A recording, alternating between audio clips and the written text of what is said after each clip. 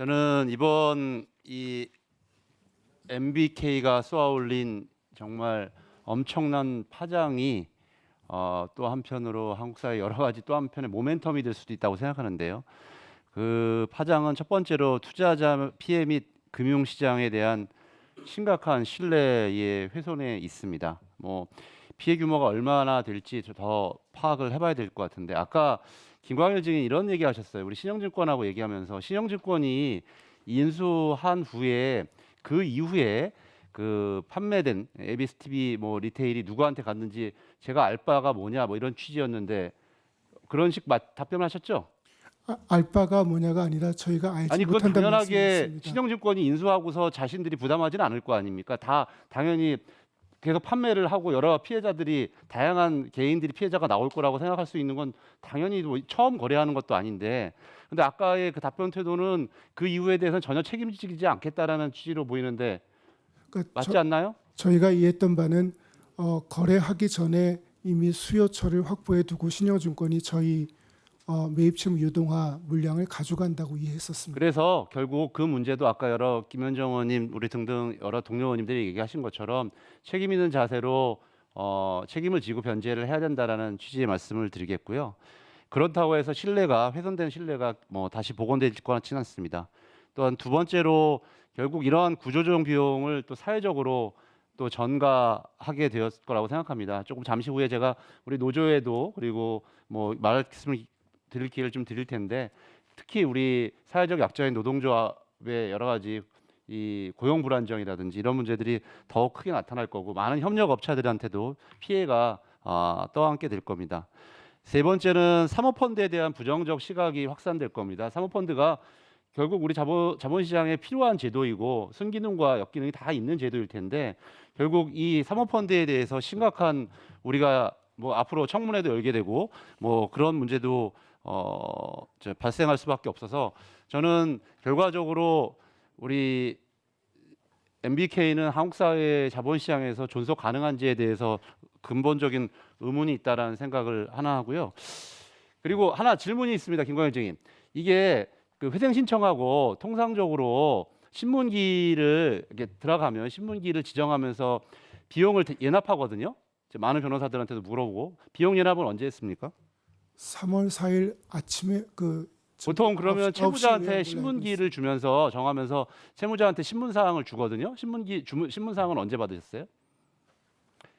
그건 뭐 제가 잘 모르겠습니다. 변호사님 시킨 대로 해서. 저는 이번에 아까 김용환 의원이 보여주셨던 것처럼 01시에 01시에 배당이 되고 10시에 길이 지정되고서 한다라는 거는 아마 최초의 사례일 것 같아요.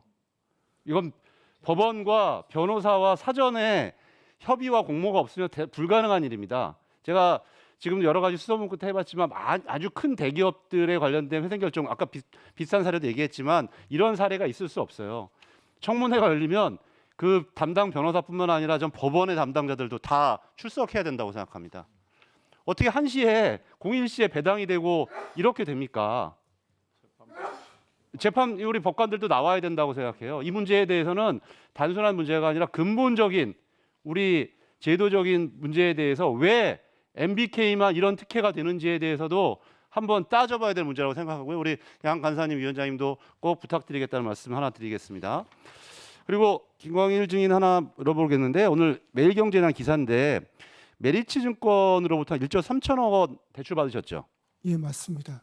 홈플러스가 예, 홈플러스에서 12개월 내에 2,500억 조기 상환 못하면 뭐 담보로 잡은 부동산을 처분할 수 있다. 뭐 이런 취지의 특약이 삽입되어 있습니까? 예, 조기 상환이 항상 모든 대출이 있습니다. 근데 그리고 우리 신평사 대표님들 그 자리에서 좀 답변 부탁드리는데요. 이거를 알고 계셨나요? 혹시 이런 특약이 있다는 거?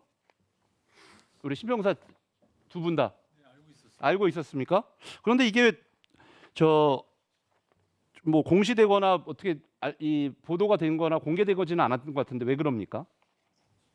이건 당사자 간의 협약이기 때문에요. 그러니까 신평사 보고서에는 들어가 있지 않던데. 네, 그러니까 신평사한테 뭐 따로 언급을 할 사안은 아니었습니다. 신평사 보고서에는 들어가 있지 않아서요. 그러니까 저희는 그런 협약이 있다는 건 마이크 알고 있으세요? 있고요. 예. 네, 협약이 있다는 건 알고 있었고요. 그거는 이제 그 당사자 간에 어떤 조건인지 이러한 내용은 모르기 때문에 보고서에는 편입을 안 시켰어요. 그런데 그와 관련되어서 다른 여러 이해관계자들이 한테는 굉장히 중요한 정보가 될 수도 있을 거라고 생각하는데 신평사 정보 보고서에도 들어가야 되는 거 아닌가요? 근데 저희가 그 부분은 저희 영역이 아니어서요. 그거는 그 고객 부분의 별도의 계약에 의해서 진행되는 거기 때문에 저희는 회사 자체만을 보는 거고요. 예, 알겠습니다. 다음 오늘 그 제도적인 문제와 관련되어서 아까도 우리 사모펀드에 대해서 얘기했는데 저는 금융위원장님 조금 답변하시는 거에 대해서는 조금 좀 뭐라 불만이라고 할까요? 너무 이렇게 좀 안일한 태도를 좀 취하고 있지 않을까 생각합니다. 많은 의원님들이 이 사모펀드의 특히 LBO와 관련되어서 그런 제도적인 문제점들, 규제의 필요성들을 얘기하게 됐는데 뭐 이제 한번 저희들이 점검해 보겠습니다. 이런 취지로 좀 답변하시는 것은 아닌가라는 생각이 드는데 지금 금융위에서 우리나라 LBO 실태 조사나 리스크를 분석한 게 있습니까? 그런 보고서가 있습니까? 관련돼서 뭐 일본이라든지 IMF라든지 여러 가지 그런 메모라든지 보고서는 제가 찾아봤는데 우리나라 금융위에서 이와 관련되어서 낸 보고서라든지 이런 것들이 있는지 묻고 있습니다. 뭐 저희들이 뭐 따로 보고서를 내는 기관은 아니다 보니까 저 내부적으로 검토들은 하고 있습니다. 다만 그게 뭐 현황을 조사하고 하는 부분들은 또 연구기관을 조금 저 연구기관에서 일부 보고서들은 있을 거고요. 저희가 아까 근데 말씀드린 뭐 소극적이다 이런 말씀 주셨는데 그런 뉘앙스를 비쳤다면 죄송하고 한번 저희들이 적극적으로 들여다 볼 생각입니다. 그러면은 이거는 아까 말씀하신 연구기관만이 아니라 당국에서도 이런 부분에 대한 리스크와 관련된 부분을 내야 될 것 같은데 금감원은 있습니까? 뭐 금감원은 해당 사항은 없는 건가요? 아니 저희도 뭐 현황은 보고는 있습니다만 금융위원장 말씀하신 것처럼 저희가 그 자체를 큰 주제로 이렇게 다루거나 그렇게는 못한 것 같습니다. 현안질이 준비하면서 이런 사모펀드 인수 전후의 리스크 관리에 대해서 주요국하고 좀 비교를 해보려고 우리나라 규제 수준이 어떤지 뭐 자료를 좀 요구했었는데 PPT 좀 띄워주실래요? 딱 한 줄로 답변이 오셨어요. 글로벌 자율 규제 및 최근의 규제 동향에 대해서 연구를 추진 중이라는. 아니 사모펀드와 LBO 방식에 관련된 이런 게 갑자기 튀어나온 것도 아니고 MBK가 처음 사례도 아니고 그런데 저 딱 답 한 줄을 주셨어요. 아니 소극적인 게 아니라 저는 안일하다고 생각이 듭니다. 그래서 제가 뭐 지금 정확한지 아닐지 모르지만 챗 GPT한테 양식을 주고 이렇게 친절하게 알려주고 좀 국제 비교를 해달라고 부탁을 했습니다. 이런 표를 주더라고요. 챗 GPT는 저한테. 그래서 제가 저 양식을 드렸어요. 왜냐하면 저게 챗GPT라는 게 뭐 다 부정확하다는 것도 있을 수 있기 때문에 이게 좀 비교도 해보고 어떤 건지 용어도 확인해 보려고 했는데 뭐 저건 정확한 것이 아닐 수 있습니다만 아까와 같은 답을 주신 거예요. 금융위에서. 저는 이게 결국은 이번 사태를 바라보는 금융당국 뭐 여러 개 태도가 오늘도 여러 있습니다만 당사자인 특히 MBK도 문제지만 금융당국도 이런 부분에서 좀 자유로울 수 없다 이런 생각을 하게 됩니다. 금융위원장님 뭐 한 말씀 예, 하실 것 답변 같은데. 드려야 예, 될 것 같은데 다 끝나고 할 거 지금 드릴까요? 마지막에 주시죠. 예, 그렇죠. 예. 그리고 우리 김광일 증인 제가 이거 회생 신청서 좀 자세히까지는 아니고 좀 살펴봤습니다만 33페이지를 보니까 여러 가지 뭐라고 할까요? 사업 잠재력이라고 할까요? 이런 부분들을 썼습니다. 오프라인 사업 관련해서 카테고리 중심으로 재편하는 한편 뭐 등등 매출 반등을 이루고 있고 여러 가지 부동산 등 적절한 자원을 보유하고 있다. 뭐 이렇게 쭉 장점에 대해서 회사의 장점에 대해서 쓰시고 34페이지에 아까 우리 얘기한 것처럼 신용 등급이 하향되면서 유동성을 확보할 길이 막혀버렸습니다라고 단정적으로 얘기를 하셨어요. 막혔습니까? 완전히 차단된 겁니까? 예, 저희가 한신평 자료 그 당시 신청 직전에 한신평 자료를 보면 그런데 우리가 아까 A3 의원님들이 얘기하신 것처럼 우리 김병주 회장도 충분한 자산의 담보력도 있고 자산도 가지고 계시고 여러 가지 자구책을 만들어낼 수 있는 길도 충분히 있고 유사 사례도 많고 한데 이렇게 길이 막혔다. 유동성을 확보할 단기 채무를 차환할 유동성을 막혔다라고 단언할 만큼의 상황이었는지에 대해서 좀 평가를 부탁드리는 겁니다. 너무 그게 저는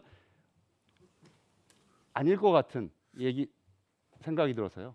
답변해도 괜찮을지요. 그러니까 3개월 내에 6천억에서 7천억이 돌아오고 A3-가 그 당시 한신평 자료에 따르면 대한민국 전체 시장에서 700억 가량 발행돼 있습니다.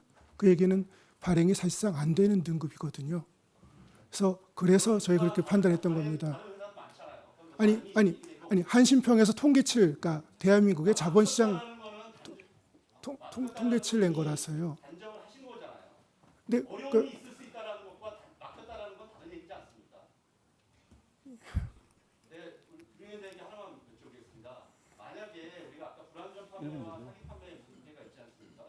저희들은 사기 판매의 가능성이 높다고 생각하는데 이게 만약에 사기 판매가 되면 이게 단순한 이번 문제뿐만 아니라 앞으로 MBK는 우리 대한민국 자본시장에서 어떻게 된다고 생각합니까? 저는 영원히 퇴출돼야 된다고 생각하고 우리 참고인으로 나오신 우리 저기 국민연금 본부장님 앞으로 이게 사기 판매로 여러 가지 조사나 수사를 통해 확정이 되면 더 이상 MBK하고는 절대적으로 계약을 하거나 투자를 안 하실 거죠? 네, 법규로 인해서 그런 결정이 나게 되면 거기에 대한 그 상응한 조치를 취하도록 하겠습니다. 명백한 태도를 취하십시오. 아마 복지에서도 얘기할 거라고 생각합니다. 예. 한꺼번에 대답 부탁드리겠습니다, 위원장님. 예.